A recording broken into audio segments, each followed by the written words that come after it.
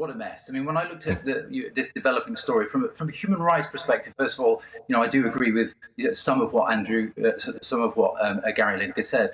But the question that I had was, why was it being blown into an issue of human rights, freedom of speech, left versus the right, when it really, to me, certainly isn't that. When I was at Leeds, we had a very clear social media policy, and that's nearly 10 years ago now. And that policy covered issues of people saying, including players saying things on social media that were not appropriate. I remember there was one young player who was sitting on the bench for a while, wasn't very happy, went onto his Twitter and said, "I'm not being played, but at least I'm being paid." And his future, eventually he left the club. So why was that something that was not properly in place, if indeed it wasn't at the time, to prevent this from being blown up? And I think it's very concerning that if that wasn't in place, you saw an avalanche of presenters, obviously backing Gary, effectively holding the BBC to hostage. So, I mean, I think, from a football perspective and it should have simply been a matter of an employee or a contractor performing their obligations in accordance with the contract. And it's now been blown into this. But David, you're absolutely right. I mean, the BBC say they're going to launch an independent review into their social media guidelines.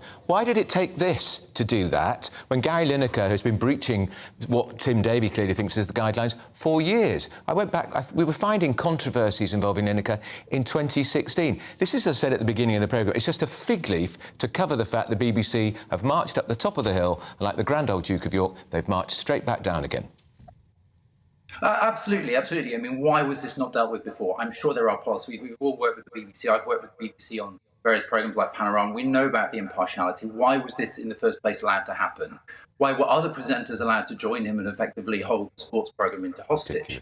Something that shouldn't, I don't think, happen again. And it's very, very worrying. And it really isn't one about human rights, I don't believe, or free speech. It's, the focus really should be on the football and not the pundits.